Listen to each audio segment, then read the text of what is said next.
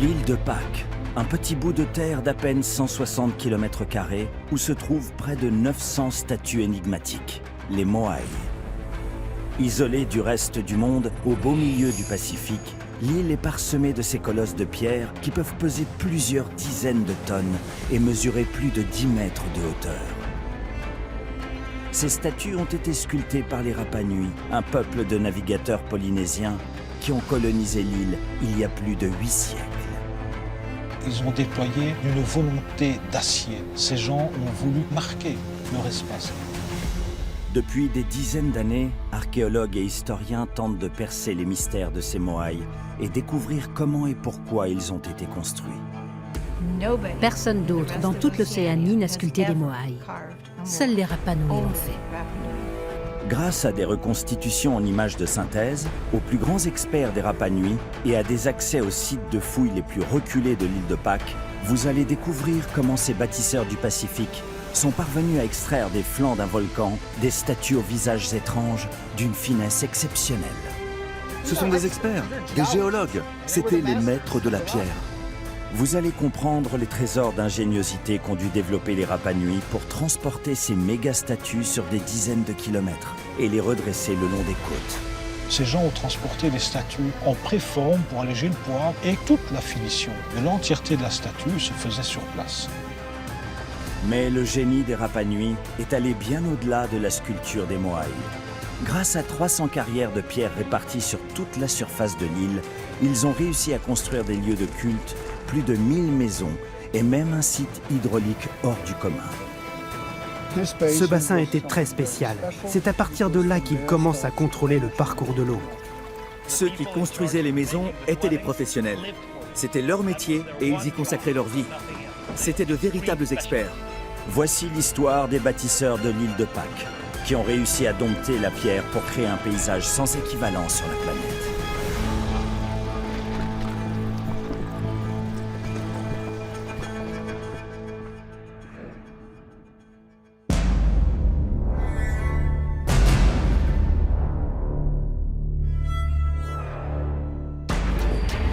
En plein océan Pacifique, à près de 15 000 km de l'Europe et à 3 500 km à l'ouest des côtes chiliennes, l'île de Pâques est l'un des lieux les plus isolés de la planète.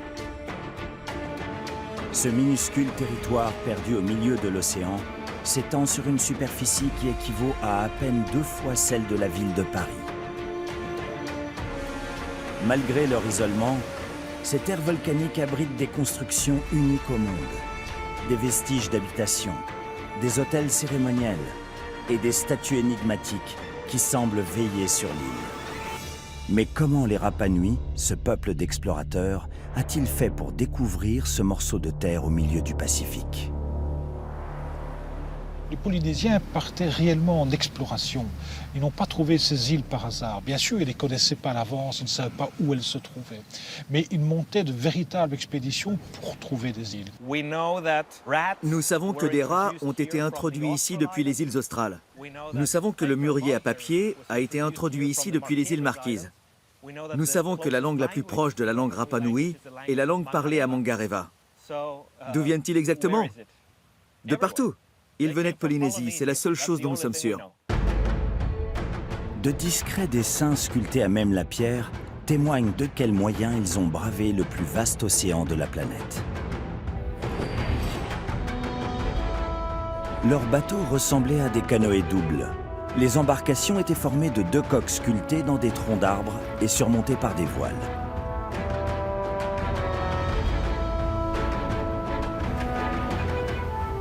Polynésie française, Hawaï ou encore Nouvelle-Zélande, quel que soit leur point de départ, ces navigateurs polynésiens sont arrivés sur l'île de Pâques autour des années 1200, après avoir parcouru des milliers de kilomètres à travers le Pacifique.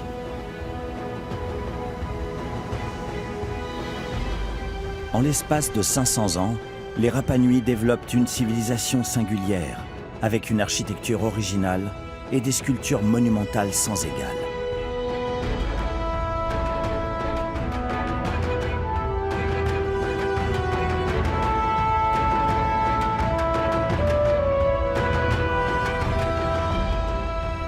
L'île renferme près de 900 Moai, ces statues géantes connues à travers le monde entier.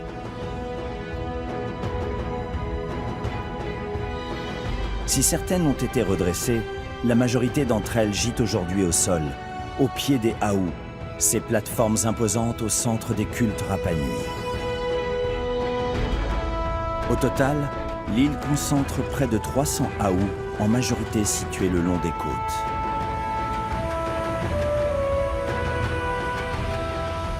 À première vue, ces structures étranges ressemblent à des ruines. Mais elles s'avèrent avoir un rôle sacré dans la culture Rapa Nui, car sous ces amas de pierres se cachent des autels cérémoniels. Toutes les cérémonies qui ont eu lieu près des Aou sont liées aux ancêtres. C'est une communion entre les esprits et les vivants. C'est pourquoi la majorité écrasante des Aou est située sur cette frontière entre le monde des vivants, représenté par l'île, et le monde des esprits, incarné par la mer. Ces Aou sont de différents types. Il y a des petits Aou semi-pyramidaux, il y a des petits Aou rectangulaires, qu'on appelle souvent poé-poé. Et puis, il y a évidemment les fameux monuments, ceux qui ont fait la célébrité de l'île de Pâques, qui sont les Aou Moai, ceux qui supportent les statues. Il y en a des petits, des grands, il y a aussi là toute une typologie, mais c'est évidemment les plus célèbres. Mais là, il y en a nettement moins, bien entendu.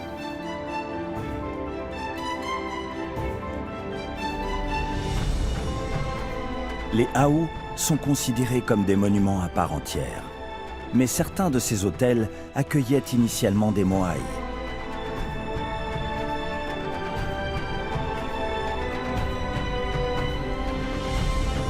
Ces statues monumentales et énigmatiques, aujourd'hui couchées, se dressaient autrefois sur près d'un tiers des Aou de l'île.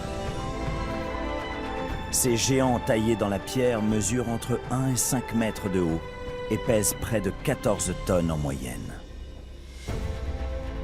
Pour supporter le poids de ces colosses, les Aou devaient donc être conçus méticuleusement. Une tranchée était généralement creusée pour accueillir un socle de pierre horizontale. Sur ces fondations, d'énormes dalles de basalte, taillées ou non, étaient ensuite assemblées de manière à construire le mur arrière de l'Aou. Ce mur très imposant assurait la stabilité de la plateforme.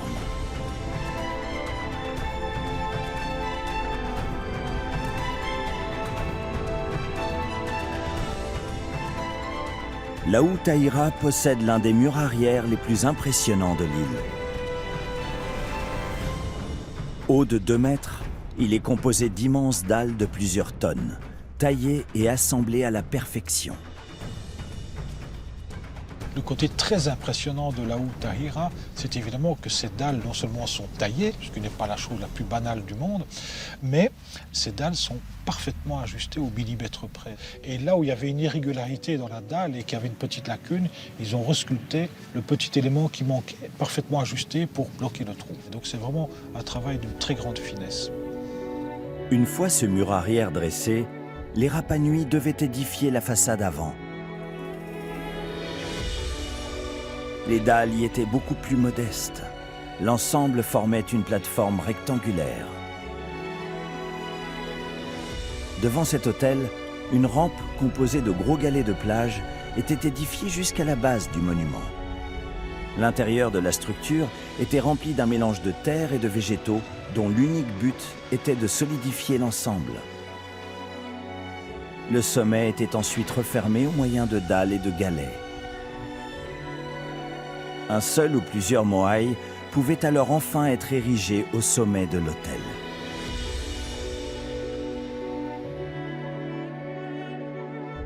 Aujourd'hui, la plupart des statues reposent en position couchée, à côté des Aou. Mais certains autels ont été restaurés et les statues redressées pour dévoiler au public leur visage d'antan. L'un des plus impressionnants se situe à l'extrémité est de l'île.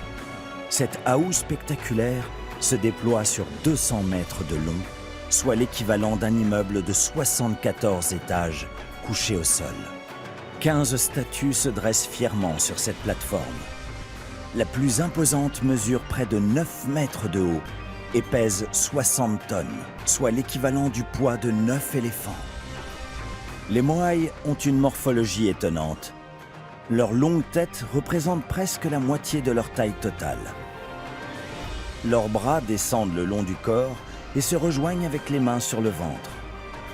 Le haut de leur tête est plat, leur nez long et leur menton pointu.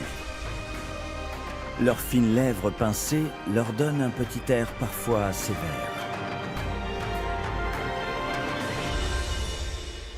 Faisant dos à la mer et face à la terre, ils semblent veiller sur l'île. Le Moai représente un ancêtre spécifique. Il représente une personne précise, un chef. C'est une façon de le faire revivre.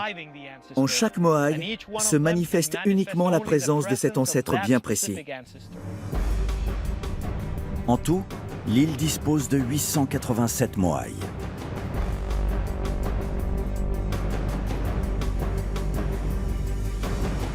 La quasi-totalité de ces statues sont taillées dans du tuf, une roche volcanique issue d'une seule et même carrière.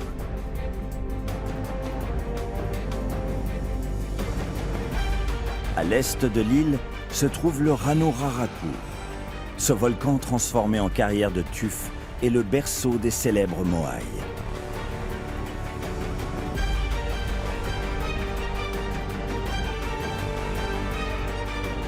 Aujourd'hui, le Rano Raraku est l'un des sites les plus spectaculaires de l'île.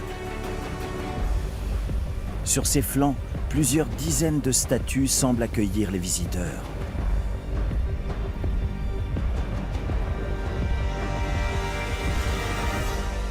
La majorité sont dressées et partiellement enterrées.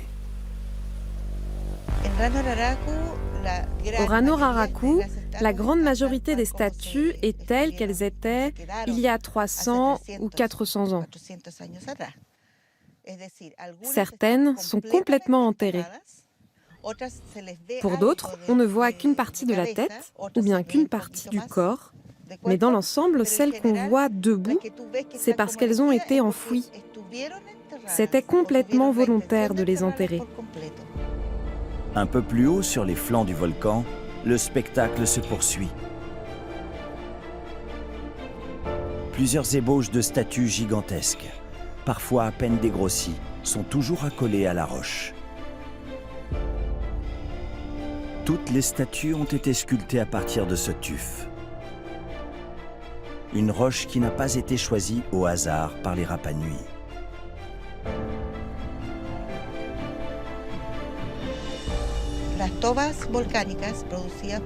Les tufs produits par les éruptions d'un volcan se forment quand une grande quantité de matière, de cendres et de morceaux de pierre s'agrègent.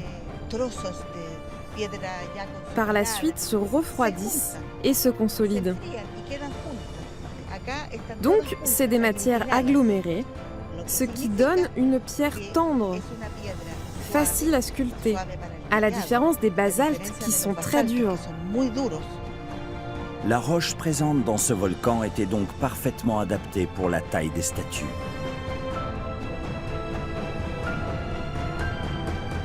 Mais pas seulement. Des archéologues ont récemment analysé les sols à l'intérieur même de la carrière. Près du lac qui occupe le cratère du volcan, ils ont découvert des restes de plantations de bananes, de patates douces ou encore de taro. Il semble que les Rapa Nui aient utilisé l'intérieur comme un grand jardin, où ils cultivaient des arbres qui fournissaient du tissu, de la corde et de la nourriture. Pour les sculpteurs et leurs familles, ou bien pour d'autres personnes, on ne sait pas encore précisément. Les Rapa Nui connaissaient parfaitement leur environnement et tiraient donc profit de tout ce qu'il avait à leur offrir. Ces plantations qui recouvraient autrefois les sols ont aujourd'hui disparu. Mais la pierre a quant à elle conservé les traces du travail des sculpteurs Rapa Nui. À l'intérieur de la carrière de tuf, les Moai sont de toute taille et dans différents états d'avancement. La plupart des archéologues pensent que les statues étaient entièrement sculptées sur le site de la carrière, à même la roche.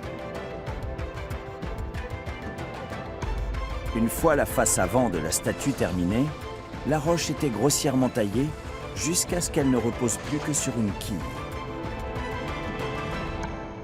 Puis les sculpteurs venaient ajouter un matelas de terre avant de rompre cette quille. Une fosse était alors creusée de manière à redresser la statue, permettant ainsi aux sculpteurs de terminer le dos.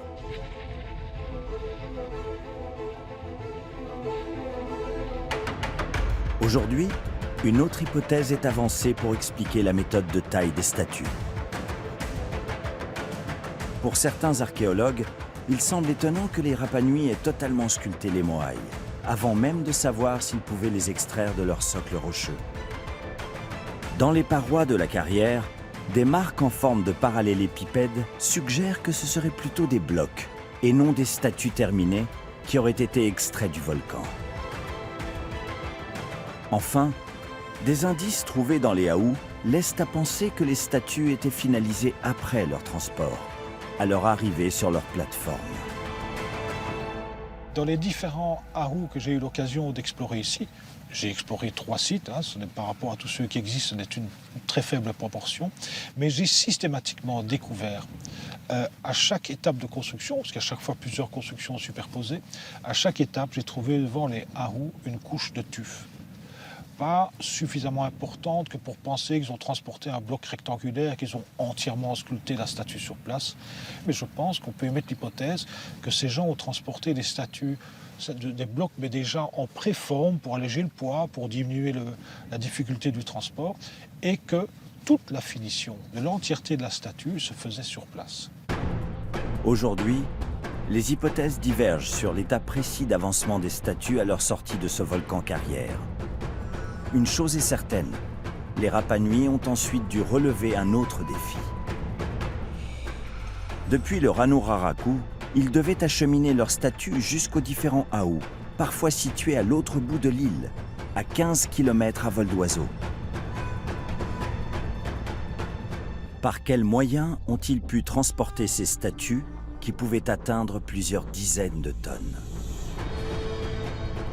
Selon la tradition Rapa Nui, une énergie surnaturelle aurait permis aux Moai de se déplacer par eux-mêmes, en marchant. Une légende poétique, mais peu satisfaisante. Pour coller au mythe, des scientifiques ont néanmoins réussi à les faire avancer en les faisant basculer grâce à des cordes.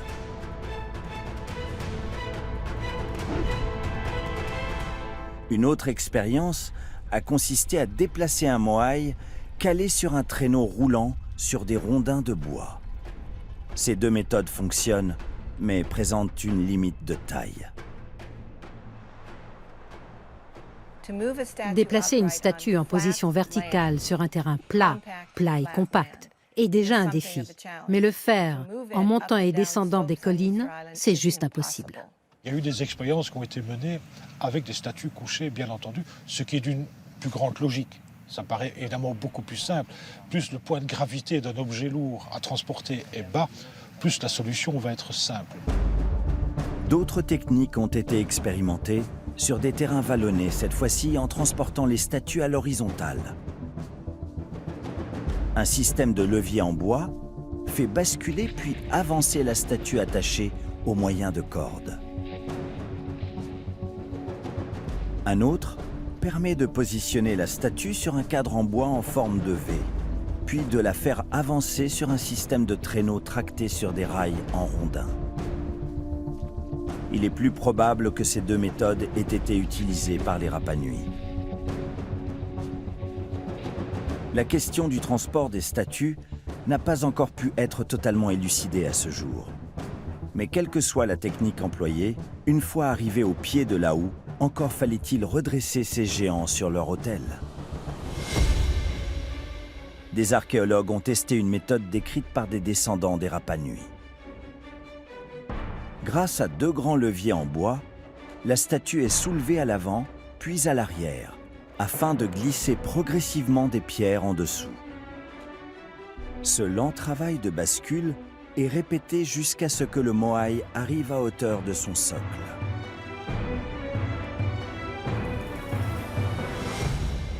Puis le travail continue du côté extérieur uniquement, afin de le redresser lentement, jusqu'à atteindre un angle de 45 degrés. À ce moment, des cordes sont passées autour de son cou et de sa tête pour le redresser petit à petit en continuant de glisser des pierres sous son corps. Lorsque le moai est entièrement debout, la rampe de pierre peut être retirée. Ce genre de technique prend un certain temps, mais pas non plus des mois. C'est une affaire peut-être de 2 ou 3 semaines, mais elle a plusieurs utilités. D'abord, elle correspond aux possibilités techniques. Il n'y a pas d'engin de levage à l'époque, donc ça permet de compenser cela. Ça permet aussi de travailler suffisamment lentement que pour ne pas brusquer le tuf qui peut à tout moment se fendre. C'est une matière très peu consolidée, c'est seulement de la cendre volcanique comprimée. Donc il y a tout un travail qui correspond bien et aux nécessités techniques et aux besoins de protection des pièces à déplacer. Une fois le moai redressé sur la houe, les Rapa Nui n'avaient pas tout à fait fini leur travail. Il leur restait certains détails à ajouter pour les rendre dignes de leurs ancêtres.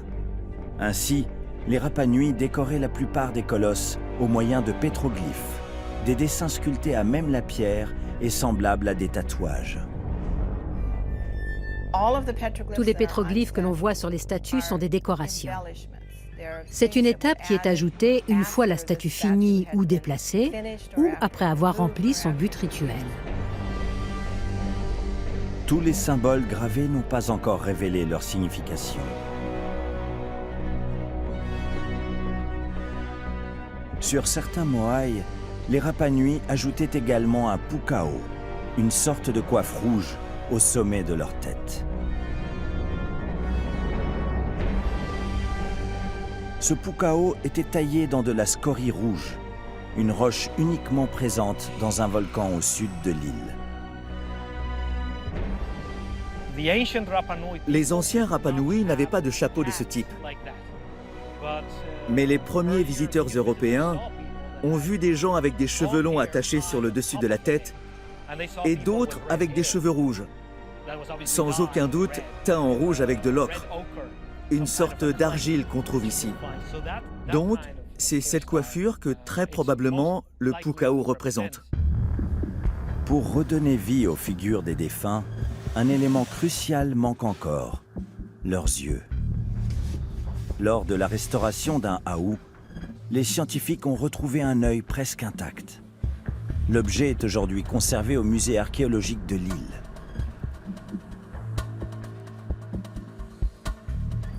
Voici l'œil d'une statue. Laringa ora, l'œil vivant. Ici, nous avons un bel iris cassé sur le dessus, mais si je prends la pupille, elle s'emboîte parfaitement. Donc, voilà Laringa ora ata tekuna, les yeux vivants des ancêtres. Le corail à l'extérieur est utilisé pour faire l'iris. À l'intérieur, nous avons de la scorie rouge, qui est une roche très riche en fer et en magnésium, qui s'oxyde au fil du temps pour donner cet aspect vraiment rouge. Avec ses yeux blancs et rouges, les moai nous observent en permanence. Donc le moai te regarde. Tournant le dos à la mer et regardant vers les terres, ces ancêtres symboliques portaient leur regard vers les jeunes générations. Les moai pouvaient alors transmettre leur énergie et leur puissance sacrée.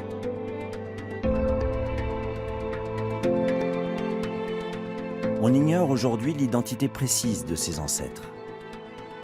Les archéologues savent en revanche qu'ils appartenaient à l'élite Rapa Nui, une élite qui régissait alors la vie de ce peuple de bâtisseurs.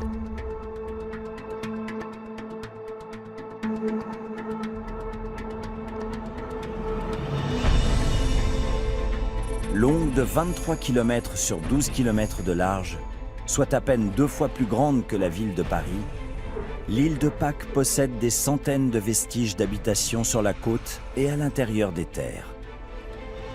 Lorsque les premiers Européens découvrent l'île au XVIIIe siècle, ils évaluent la population entre 3000 et 4000 habitants. Mais aujourd'hui, cette estimation est remise en question. L'une des grandes questions encore discutées aujourd'hui en archéologie est de savoir combien de gens vivaient ici. Quelle était la population maximale? Certains des premiers Européens parlent de 3000 personnes dans certaines régions de l'île. Et ça ne comprend pas l'intérieur des terres, ça ne comprend pas les bateaux qui étaient éventuellement partis loin de l'île à ce moment-là. Des recherches universitaires plus récentes parlent de 20 000 personnes sur cette île. Si des doutes persistent quant à la taille exacte de la population Rapa Nui, les archéologues disposent en revanche de plus d'informations concernant la manière dont ils construisaient leurs maisons. Sur la côte est de l'île, l'ancien village de Tepeu abrite parmi les plus impressionnants vestiges d'habitation Rapa Nui. L'un des points clés qu'on trouve à Tepeu et dans d'autres régions de l'île, ce sont les Are Paenga, ou les maisons en forme de bateau. Elles portent ce nom parce qu'elles ont la forme d'un bateau. Et elles sont de forme ovale, circulaire. Elles sont très belles. Sur le site, des pierres partiellement enterrées dévoilent les fondations de ces maisons ovales très originales, les Are Paenga, typiques de l'architecture Rapa Nui.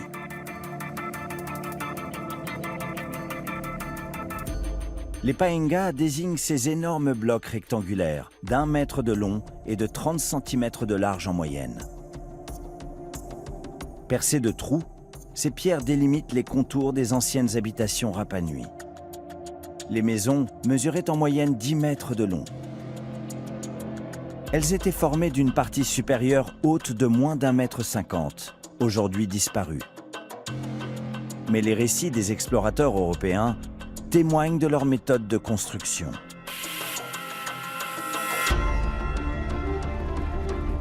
Les Rapa Nui creusaient d'abord une tranchée ovale, de 10 à 30 cm de profondeur, laissant place à une entrée unique. Puis ils enterraient en partie dans le sol d'imposantes dalles de pierre taillées. Des orifices, percés à même la pierre, permettaient de fixer une charpente réalisée avec des branches et des cordes. L'ensemble était surmonté d'un toit de chaume et d'herbes. Enfin, l'entrée de la maison était couronnée d'une imposante terrasse semi-circulaire composée d'énormes galets arrondis. Au total, l'île compte plus d'1 millier de vestiges de ce type qui ont abrité plusieurs générations. D'après les légendes Rapa Nui, ces maisons aux fondations de pierre étaient réservées aux élites et à leurs familles.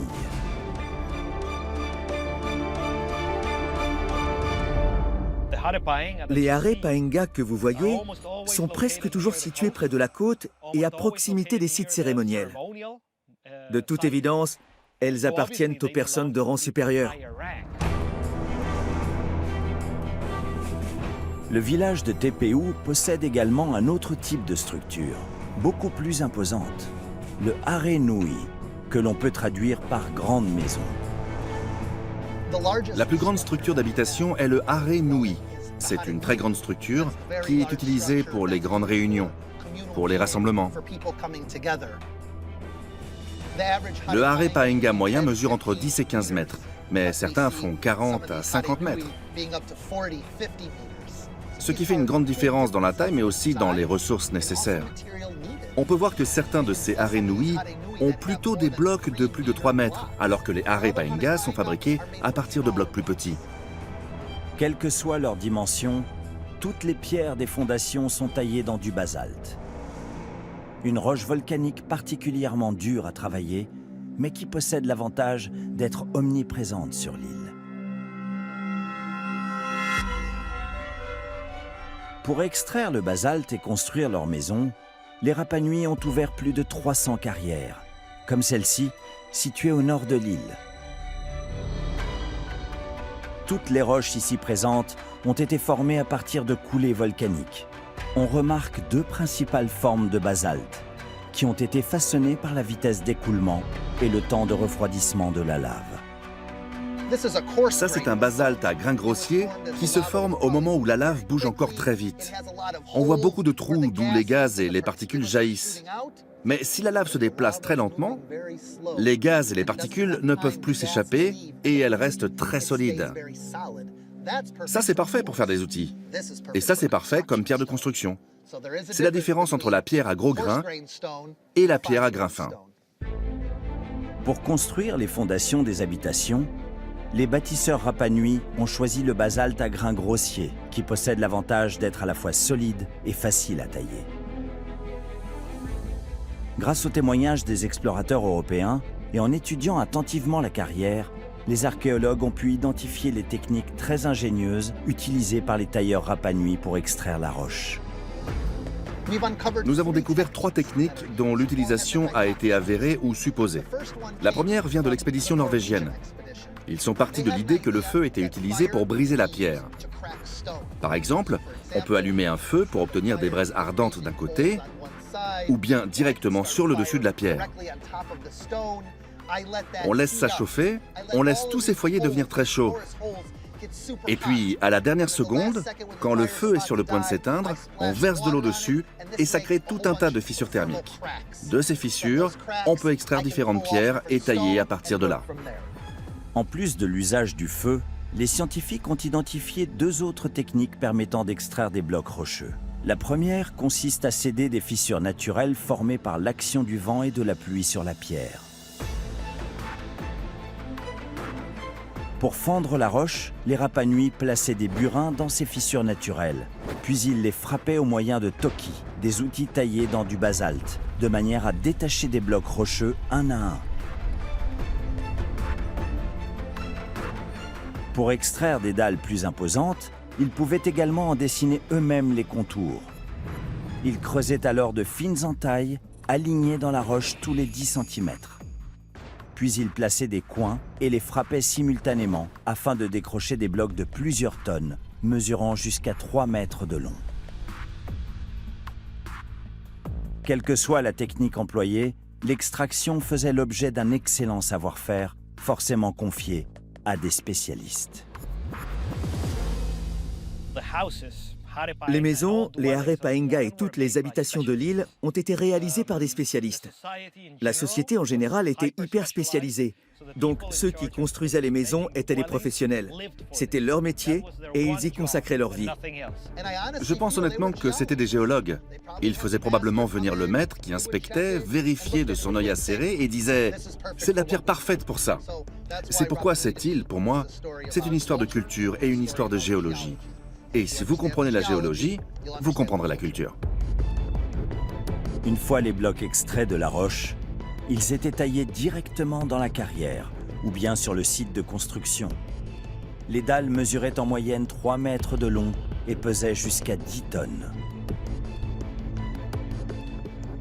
Le mystère subsiste encore sur la manière dont les Rapa Nui déplaçaient ces blocs colossaux. Les Rapa Nui sont étroitement connectés à leurs origines du Pacifique, à leur passé polynésien.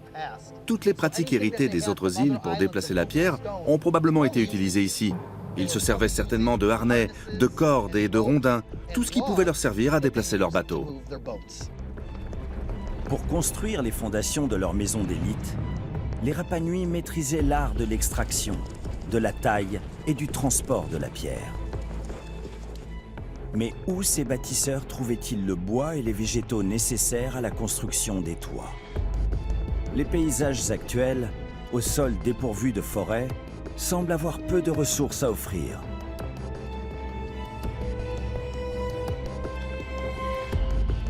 Et pourtant, certains indices permettent de reconstituer l'environnement et les ressources dont disposaient les bâtisseurs Rapa Nui.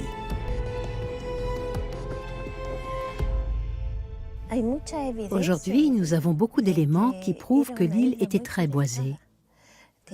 Dans des vestiges de fours, on a des preuves qu'ils utilisaient du charbon. On a d'autres traces dans des endroits escarpés où l'on peut voir des fossiles de racines de palmier. Mais il est difficile d'estimer la quantité d'arbres.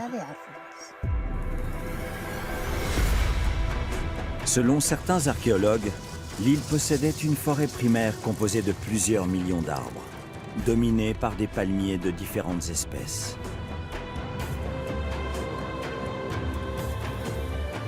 Puis le déboisement a commencé progressivement au début du premier millénaire, après l'arrivée des Rapa Nui sur l'île. jusqu'à ce que la forêt disparaisse définitivement au cours du XVIIe siècle. Plusieurs raisons peuvent expliquer cette déforestation massive.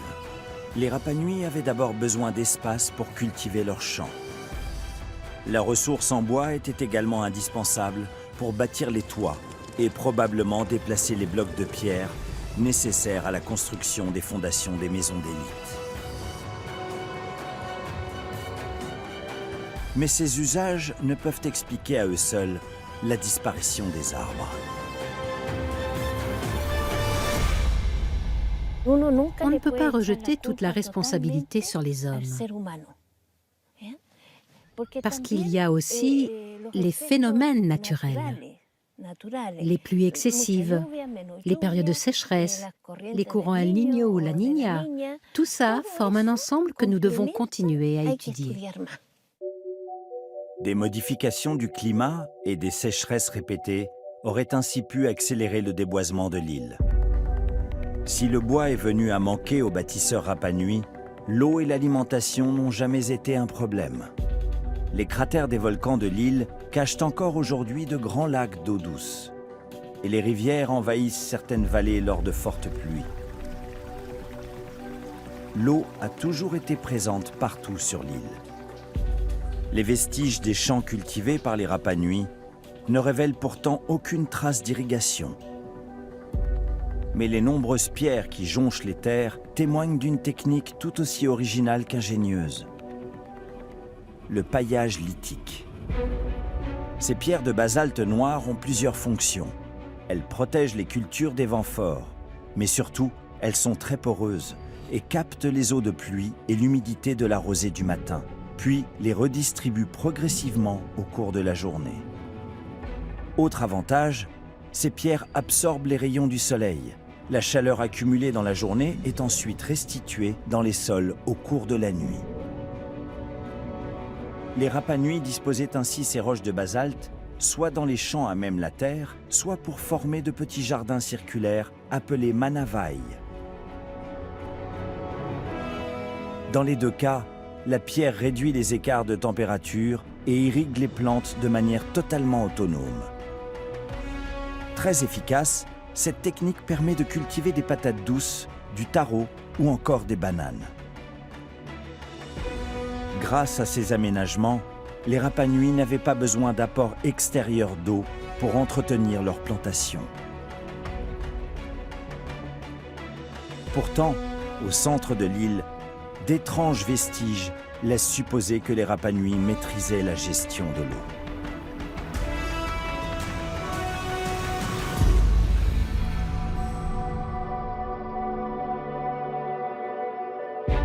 La vallée de Vaipu prend naissance à la sortie du cratère du volcan Ranoaroi.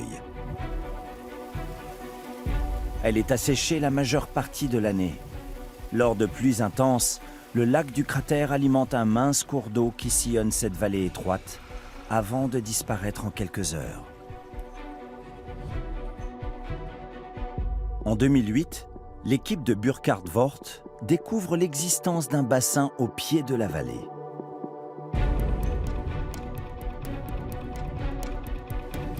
Autrefois, une cascade permanente se déversait dans ce bassin initialement formé par la force du courant. Mais au cours des fouilles, les archéologues réalisent que cette cuvette a en réalité été aménagée par les Rapa Nui. Le bassin est construit directement dans le lit de la rivière. Il est formé de très grandes dalles, de dalles bien faites. C'est un très beau bassin et il devait être vraiment exceptionnel. Donc ce bassin, sous la cascade, est probablement la structure ou l'installation la plus importante du site lui-même, car c'est à partir de là qu'il commence à contrôler le parcours de l'eau.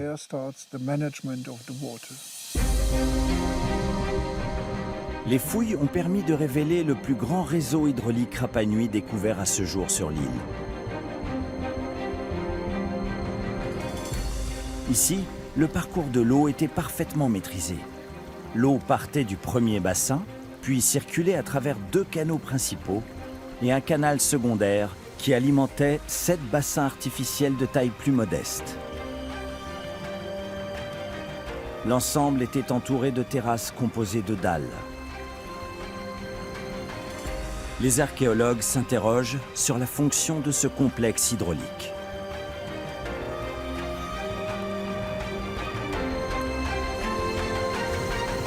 Le site d'Avarangaouka a très clairement un caractère sacré. Et nous avons plusieurs preuves de tout cela. D'abord, il est enfermé dans une vallée étroite. C'est un endroit absolument non propice. Il n'y a pas de surface nécessaire pour l'agriculture ou pour de l'habitation. C'est une première chose. Donc c'est un site, entre guillemets, un peu non utilitaire. Il est marqué par d'énormes dallages. En Polynésie, partout en Polynésie, les dallages indiquent toujours des surfaces sacrées, des surfaces rituellement importantes. Troisièmement, il y a le jeu avec l'eau. Il y a des tout petits canaux et des petits bassins avec des gravures au fond de ces bassins, des gravures rupestres. Ça aussi, ce ne sont pas des choses anodines. Tout ça mis ensemble donne clairement, dans le contexte polynésien, un caractère sacré. Lorsque nous avons enlevé le revêtement, nous avons trouvé une cachette très intéressante. Une sorte de dépôt sacrificiel avec des objets qui étaient dissimulés pour que personne n'y touche. Utilisés régulièrement pendant plus de 2 siècles, ces bassins auraient pu servir à soulager les douleurs lors de cérémonies de tatouage. Ou bien encore être utilisés par les femmes pour accoucher, car pour les Rapa Nui, l'eau était intimement liée à la fertilité. Quel qu'en soit son usage, les archéologues ont la conviction que cette installation hydraulique était liée à la pratique de rituels. Dotés d'un savoir-faire unique, les bâtisseurs Rapa Nui ont réussi l'exploit de s'installer durablement sur cette île perdue au milieu du Pacifique. Les statues monumentales sont aujourd'hui les plus impressionnants emblèmes de cette civilisation unique au monde. Après tous les efforts déployés pour les extraire, les sculpter et les transporter, on pourrait penser que ces statues avaient été érigées pour veiller sur l'île pour l'éternité. Et pourtant... Nous avons, nous, l'idée qu'un patrimoine se conserve et se maintient. Et il est très clair qu'ici à l'île Pâques, ce n'était pas du tout le propos, même pour les statues. Tout est constamment démonté, reconstruit et recyclé. Dans les quelques monuments qui ont été fouillés et où on a pu établir une chronologie, on se rend compte qu'un monument a une espérance de vie de maximum 1 siècle et sans doute nettement moins, peut-être même un demi-siècle. Au fil des générations, les Moai ont tous été mis à terre. En dehors des statues restaurées, qui ont été redressées sur certains autels, les colosses gisent sur le sol à côté de leur aou. 80% des statues de l'île sont en effet couchées sur le ventre. La tradition orale dit que les statues sont tombées lors de conflits, mais la plupart d'entre elles ont le visage intact, devant la plateforme sur laquelle elles se tenaient debout. Elles sont simplement fissurées en 2 morceaux en assez bon état. C'est parce qu'elles ont été couchées que le tuf n'a pu supporter son propre poids par porte-à-faux et par flexion. Mais si c'était à cause d'une chute, une fracture ne conserve pas une connexion, les morceaux s'éparpillent légèrement, au minimum. Ça peut aller beaucoup plus loin d'ailleurs. Les nez sont d'ailleurs intacts, or c'est la première chose qui touche le sol. La plupart des statues des aous ont donc soigneusement été mises au sol, certainement en utilisant la même méthode que pour les redresser, avec des leviers de bois et des amas de pierre. Une fois à terre, elles étaient couchées en équilibre sur leur tête. Avec le temps, la plupart d'entre elles se sont cassées en 2 sous l'effet de leur propre poids, le plus souvent au niveau du cou. Dès le milieu du 19e siècle, tous les Moai de l'île étaient déjà couchés au sol. Qu'est-ce qui a donc pu pousser les Rapa Nui à descendre ces statues sacrées? Là encore, les fouilles archéologiques permettent d'apporter des réponses. Dans les années 1950, un archéologue américain, William Mulloy, a exploré l'Aou Vinapu, au sud de l'île. C'est une fouille très intéressante parce que Mulloy n'a travaillé que sur la moitié du site. Il a découvert en dessous de toute cette caillasse qui donne l'impression de ruine, il a découvert en réalité le monument intact. On voit toute la terrasse de galets qui se prolonge en une aile, on voit tous les vestiges du podium et les statues couchées devant. Et l'autre moitié qu'il n'a pas touchée nous montre l'aspect que tous ces monuments ont aujourd'hui sur l'île et qui donne une impression de ruine. Ce n'est pas une ruine en réalité, on voit très bien ça avec l'autre moitié, c'est en réalité un système de fermeture. Lorsque ces gens ont déposé les statues au sol, ils ont ajouté des centaines et des centaines de galets par-dessus pour fermer tous ces monuments. Et c'est un site très exemplatif puisqu'on a une moitié dégagée, nettoyée en quelque sorte, et une moitié telle que les Pasquans ont voulu le sceller définitivement. Une fois les Moai à terre, les Rapa Nui ont donc recouvert les autels d'une couche de condamnation. Ces amas de pierres semblables à des ruines sont visibles sur de nombreux haous de l'île. Sur tous les sites explorés, les archéologues ont également découvert des caveaux funéraires, directement sous les statues ou bien sous les monticules de pierre qui recouvrent les haous. En dessous, il y a encore aujourd'hui des caveaux funéraires qui contiennent des ossements humains. Voilà ce que ça semble être. Un lieu de sépulture qui était tapu ou sacré, un lieu que les gens ne voulaient pas déranger. Au fil du temps, les Rapa Nui ont abandonné le culte qu'ils vouaient à leurs ancêtres. Les archéologues ignorent encore à quel moment précis cette transition a eu lieu. Seule certitude, lorsque les Européens découvrent le volcan Ranuraraku en 1868, il n'est déjà plus exploité par les Rapa Nui. À l'intérieur de la carrière, ils découvrent alors des centaines d'outils au sol, et les flancs du volcan sont ornés de statues couchées et redressées. Pendant longtemps, les scientifiques ont donc pensé que le site avait été abandonné du jour au lendemain et que les statues avaient été laissées sur place alors qu'elles étaient en cours de transport. Mais il y a quelques années, des fouilles ont révélé que les statues ici présentes ne sont pas tout à fait les mêmes que sur le reste de l'île. Lorsque l'on observe ces moailles, ce qui dépasse du sol, ça ne représente pas plus d'un quart du total de la statue. Les plus grands moailles, de près de 15 mètres, ont 3, 4 ou 5 mètres que l'on peut observer. Mais sous terre, il peut y avoir une dizaine de mètres. Elles sont démesurément grandes. Elles n'ont aucun rapport de taille avec ce qui a jamais été transporté sur l'île. Elles sont quasiment intransportables, c'est-à-dire qu'elles sont beaucoup trop grandes. Et elles sont surtout enfoncées aux 2/3 dans le sol. Pour certains archéologues, les statues qui se trouvent sur les flancs ont donc été placées volontairement ici. Les parois de la carrière contiennent quant à elles des dizaines d'ébauches de statues, dont la plupart sont extrêmement rapprochées. Si on va en détacher une, on devra abîmer la suivante pour avoir la place pour les creuser le tuf, pour aller en dessous, pour détacher le bloc. Trop proches pour être détachées sans abîmer les statues voisines, ces ébauches n'auraient donc pas été sculptées ici par hasard. Elles sont systématiquement en face de ces anciens ateliers d'extraction. Donc il semble bien que l'idée est de transformer ce volcan en un monument, mais ce nouveau monument permet de sceller toute possibilité d'exploitation du tuf. Et j'ai personnellement appelé ça le grand tabou. On a mis un tabou sur ce volcan. Ce volcan a été pendant des siècles très important parce qu'il a permis d'extraire les figures des ancêtres dispersées partout sur l'île. C'est une notion fondamentale. Des chemins cérémoniels y conduisaient avec des statues debout le long. Et puis lorsqu'on n'a plus besoin d'extraire tout ça parce qu'on ferme définitivement les monuments, ce volcan reste extrêmement important, donc on le transforme en monument tout en empêchant toute nouvelle exploitation du tuf. En positionnant ces statues sur ces pentes et en empêchant toute nouvelle extraction de la pierre, les Rapa Nui auraient scellé ce site sacré pour l'éternité et ainsi mis un terme au culte des Moai. Manque de ressources, rencontres avec les Européens, changement des traditions, plusieurs causes peuvent expliquer le déclin des statues. En près de 600 ans, les Rapa Nui ont réussi à transformer une île isolée au milieu du Pacifique en un sanctuaire mégalithique sans équivalent. Ce peuple de bâtisseurs a développé une tradition de sculpture et d'architecture monumentale, créant un paysage unique qui fascine encore aujourd'hui le monde entier. Nous ne devons pas les considérer comme un peuple préhistorique. Ce sont des experts, ce sont des géologues, mais d'un autre temps. C'étaient les maîtres de la pierre.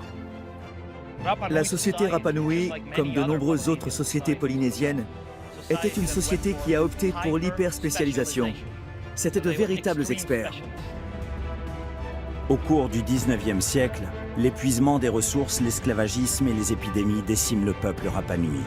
Peu à peu, les traditions et la mémoire de l'île se perdent, plongeant dans l'oubli une grande partie de l'histoire de cette civilisation de bâtisseurs.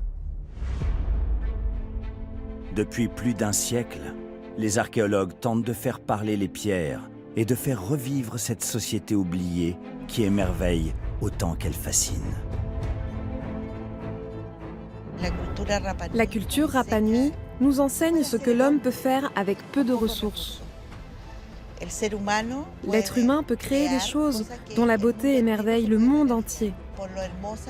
Mais pour moi, c'est surtout parce qu'elles ont été réalisées avec peu de ressources. Je pense que c'est ça, la magie de la culture Rapa Nui. Il y a encore tellement de questions en suspens, et il y a maintenant de nouvelles questions auxquelles il nous faut répondre. Je pense qu'il y aura encore des décennies ou des siècles de recherche sur cette île, et à juste titre.